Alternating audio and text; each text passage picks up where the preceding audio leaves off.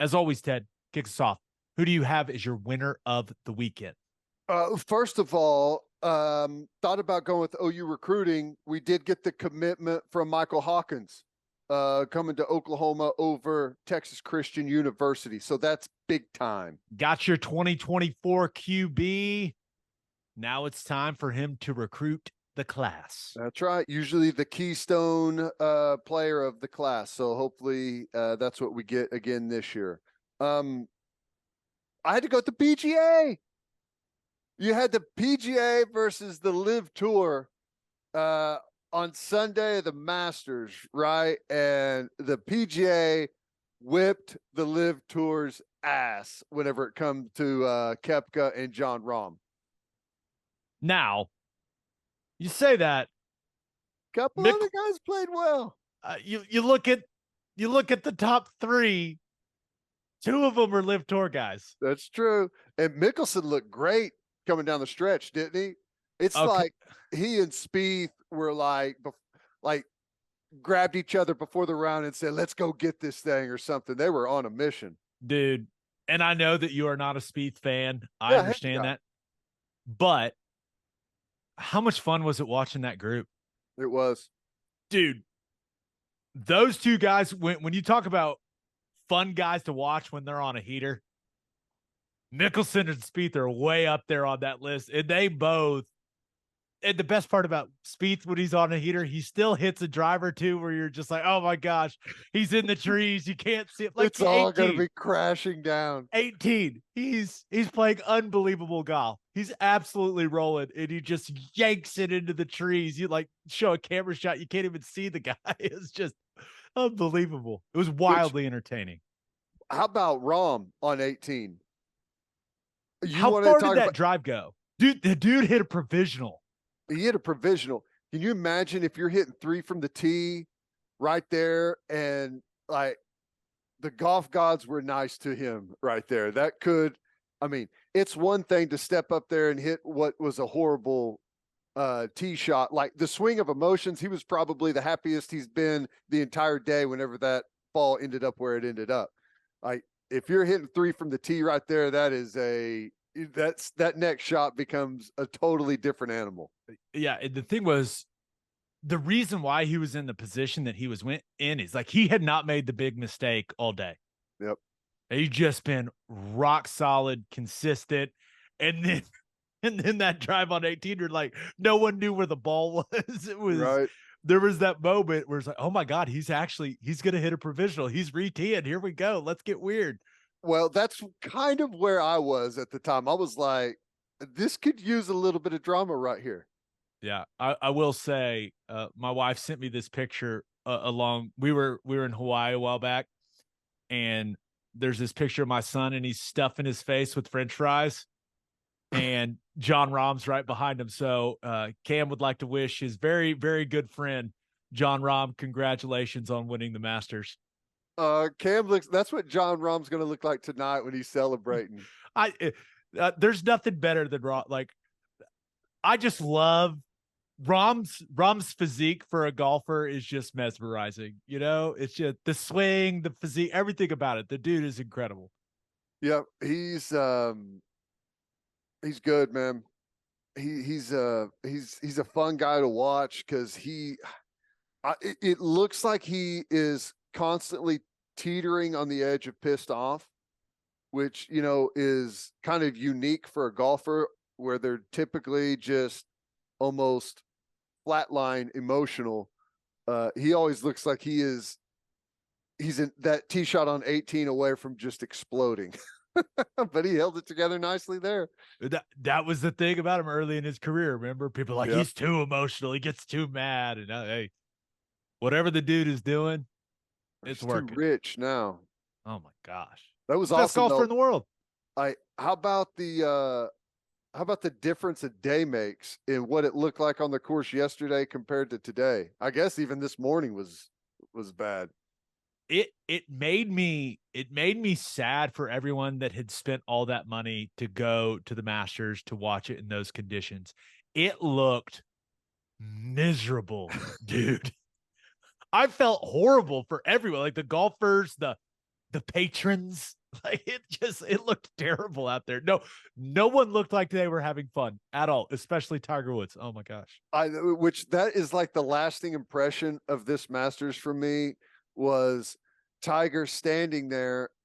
Like I saw a picture on Twitter. He's standing there and it's just pouring, and his caddy's got his beanie on, and his beanie is totally soaked, and it's just like pouring down his face. And it's like 40 degrees. Horrible. Horrible. Oh, and then he hurt his foot. I know that shot of him limping that bad. That hurt everyone that loves golf. That a little bit of all of our souls died when we all saw that clip. Here's the thing though, like I'm a huge Tiger fan and I love whenever he's in the fight in a major. There's nothing better. But I had no expectations as soon as I saw what the weather forecast was. It needs to be like 100 degrees for Tiger to go out there and hold it together. Are you sure? The dude was sweating like uncontrollably when it was like 70 something. You sure he can handle 100? Yeah. Well, I'm just saying the hotter the better. I completely agree. But congrats, Jon Rahm.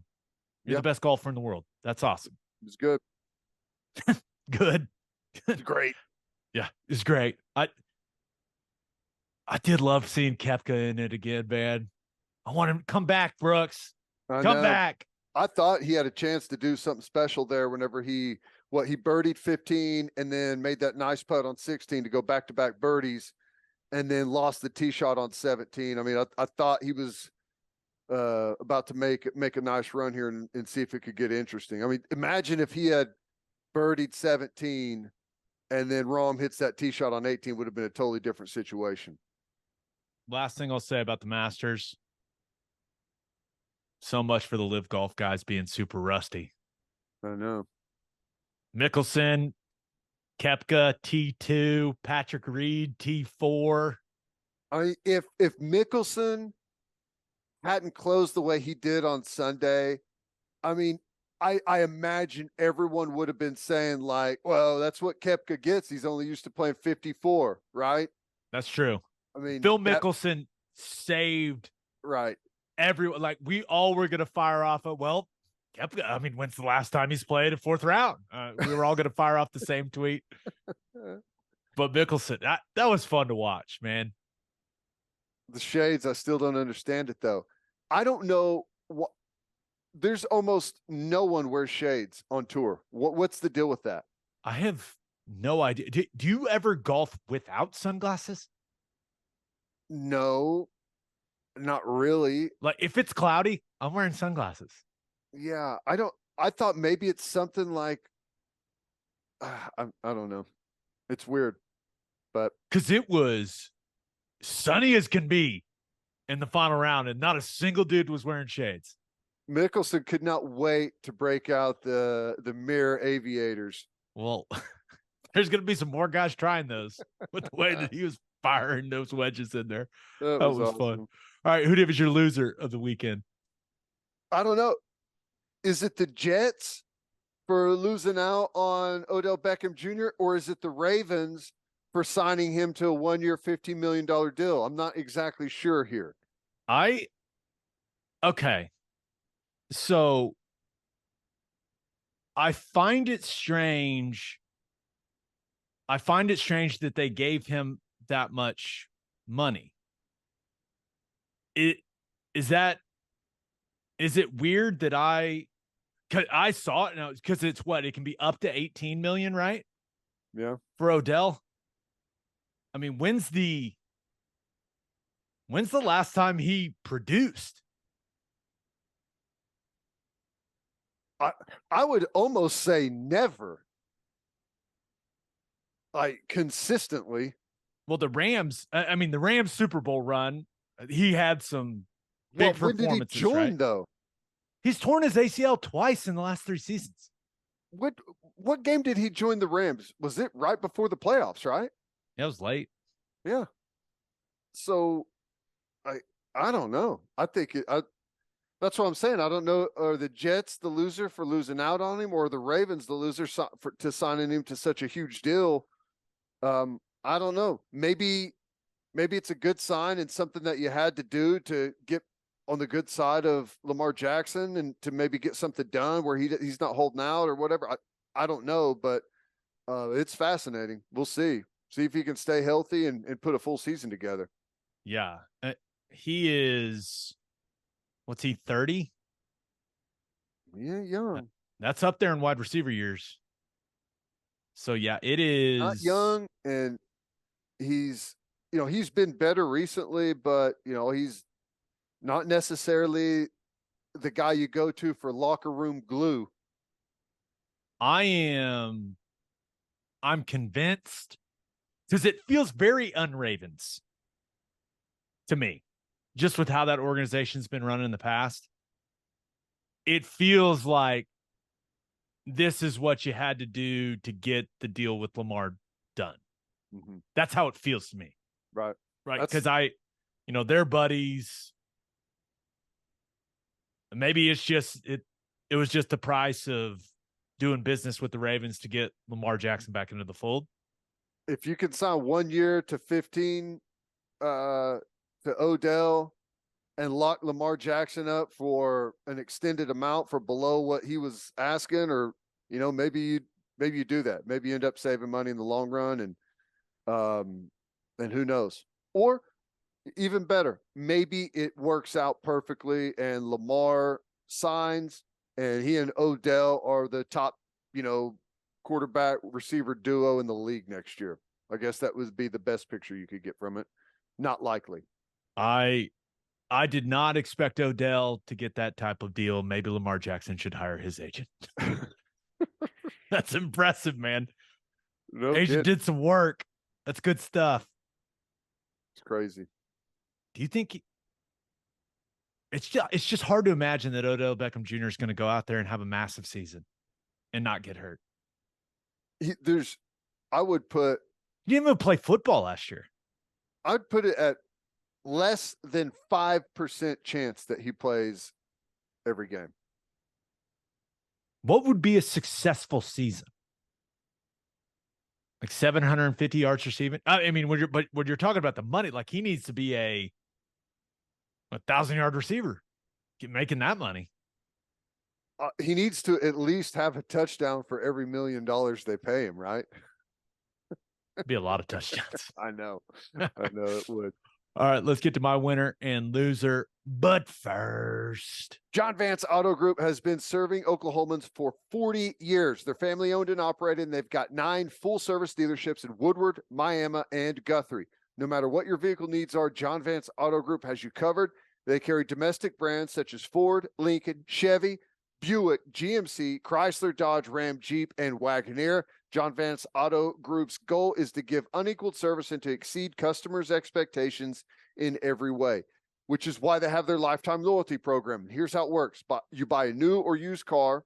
All you have to do is get all of the manufacturer recommended maintenance done at the Vance dealership. And if something goes wrong with the components of your engine, transmission, drive axle, or transfer unit, they'll cover the repair costs. It's a great deal. You can browse their entire inventory or find the John Vance dealership near you at vanceautogroup.com. And First Fidelity Bank is a full-service financial institution based in Oklahoma with tailored solutions for all your personal and business needs. Checking accounts, saving accounts, home loans, and much more. They do it all. Whether it's online banking from your computer or mobile banking from your phone, everything is stress-free with FFB. Making mobile deposits, paying bills online, and moving money to different accounts could not be easier. Ladies and gentlemen, make your life easier and go bank with First Fidelity Bank. Visit ffb.com for more information. All right, for my winner of the weekend, thought about going with the Big 12 and Brett Yormark. The CW for the Pac-12. I mean, Max Olson and Stuart Mandel, those are two well-connected guys. They're right for the Athletic. They both reported, hey, the Pac-12 is talking with the CW as its TV negotiations extend into late spring or early summer. Yikes.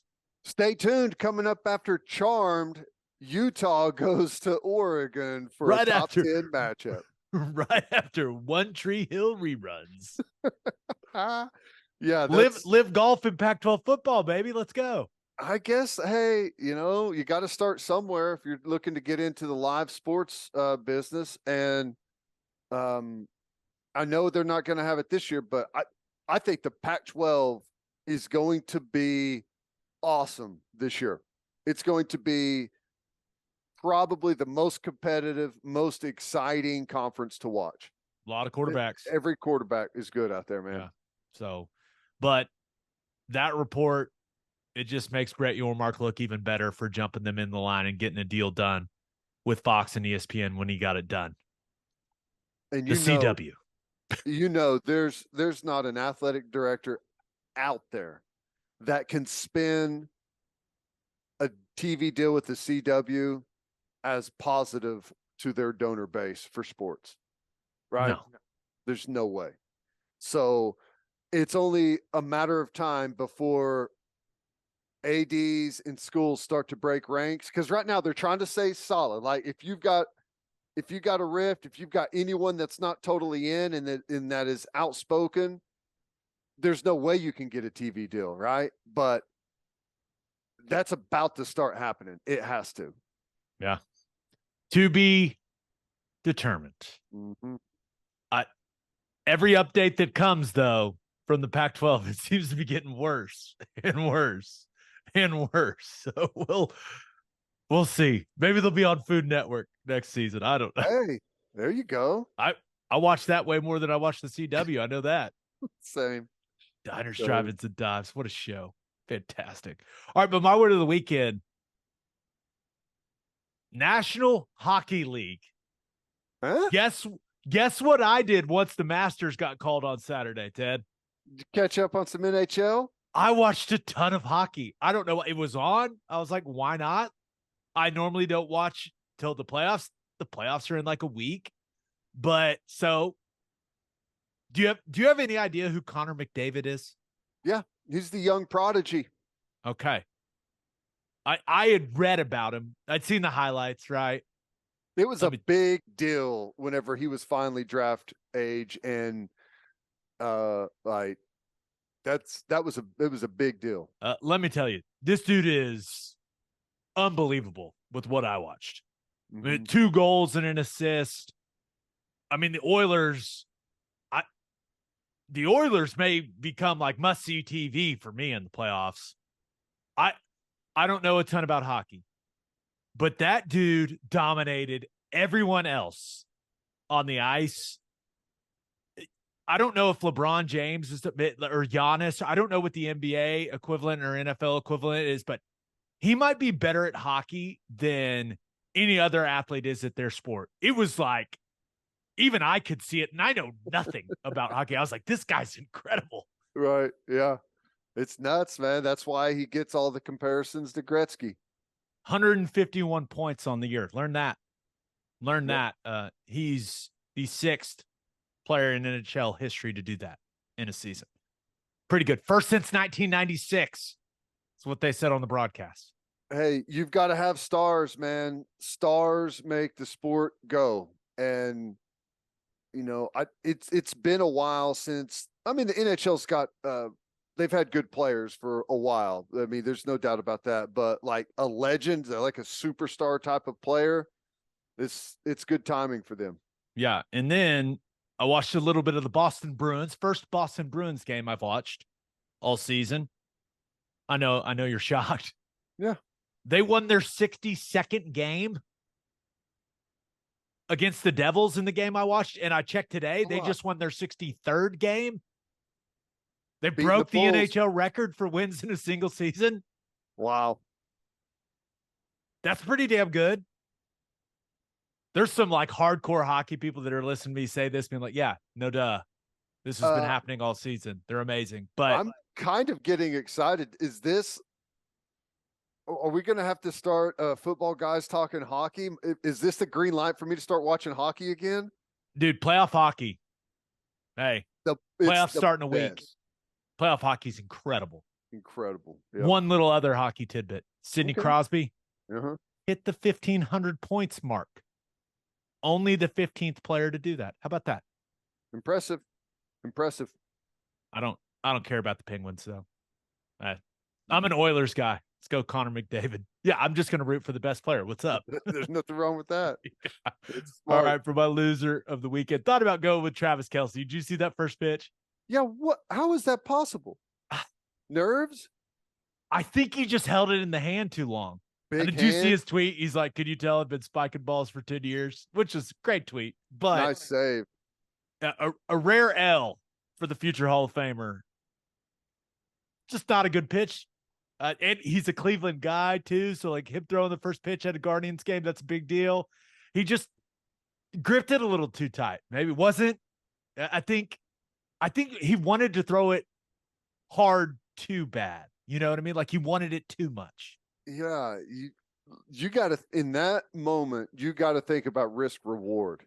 Yeah, would it be awesome to fire a fastball right down the pipe? Absolutely. But a lot of risk right there. A lot of risk. It's the better play is to just loft it up there. Yeah. Well, did not go particularly well, but it's a fun memory. And it's great. He's so likable and funny that it almost somehow works. Like we'd be clouning Maybe he did everyone it on else. purpose. I wouldn't put it past him as a side bet to go out there and spike it. That could. You're right. That could be a thing. But I also thought about going with the LA Clippers. Now, maybe the basketball gods will reward them for winning games. That could be the case, but they beat the Suns on Sunday to set up a matchup with the Suns in the first round of the playoffs. The Timberwolves won. If they just would have lost that game to the Suns, they would have had a series against the Kings in the first round. Reminder, Clippers probably not going to have Paul George for this first round matchup. Suns, Kevin Durant is back. They look very good. I don't know. It's one of those where you're just like, oh, you probably should have lost. You probably should have taken your chances with the Kings. No offense to the Kings. They've been great this year, but I want no part of Durant and Devin Booker. I want no part of that. Nope. That's tough. But hey, at least you're in, right? At least they're in a playoff series. Yes. Series. But my loser of the weekend, a team that is not in a playoff series or in the play-in. I feel like the Mavericks have been my loser of the week or weekend quite a few times now. You lose on purpose the Chicago Bulls on Friday night to officially eliminate yourselves from the play-in, and you make all Thunder fans watch a crappy game on Sunday as a result of it, but it's okay. It's okay. Didn't play Kyrie, didn't play the four other guys, right? You sit them out. Luka played a quarter and then took a shower and put sweats on. Jason, you can't talk about the tanking, Jason Kidd.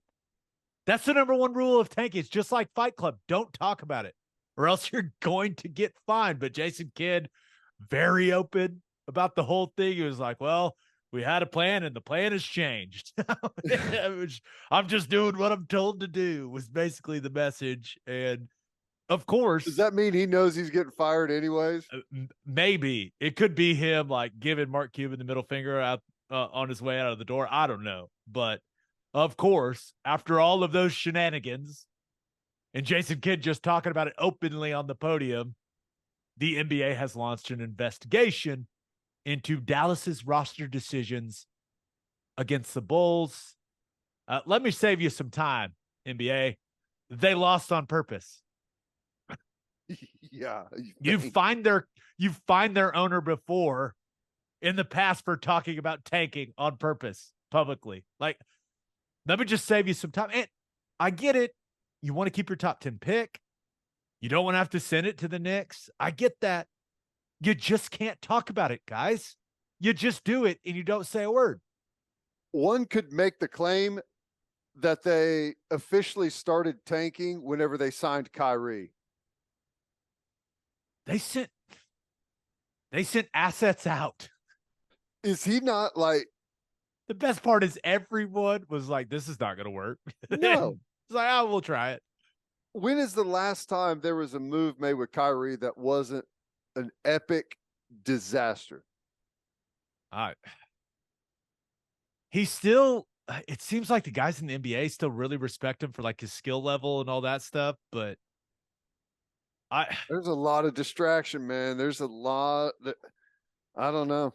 I don't know what he's like in the locker room at all, but it's been a long time that since every time that a move is made, it's like this is going to be horrible. This is not going to go good. You cannot your team cannot function with Kyrie there. Yeah. Now everyone's writing their where could they trade Luka Doncic articles, the lists. It's like, I saw this headline on ESPN that said the Mavericks fear that Luka will ask for a trade after the 2024 season. It's like, what the hell kind of ridiculous headline is that? Is that them like trying to get him to ask for a trade? Like, what is that? I don't know. Someone sent me, the headline was Luka Doncic trade rumors, ranking all 29 teams as possible destinations if the Mavericks star asks out. Guess who number one on that is? The Oklahoma City Thunder. I was like, I don't think that doesn't feel like a very Sam Presti thing to do. But I read the article. I did. I won't lie. He's very good at basketball. He's very bad at defense.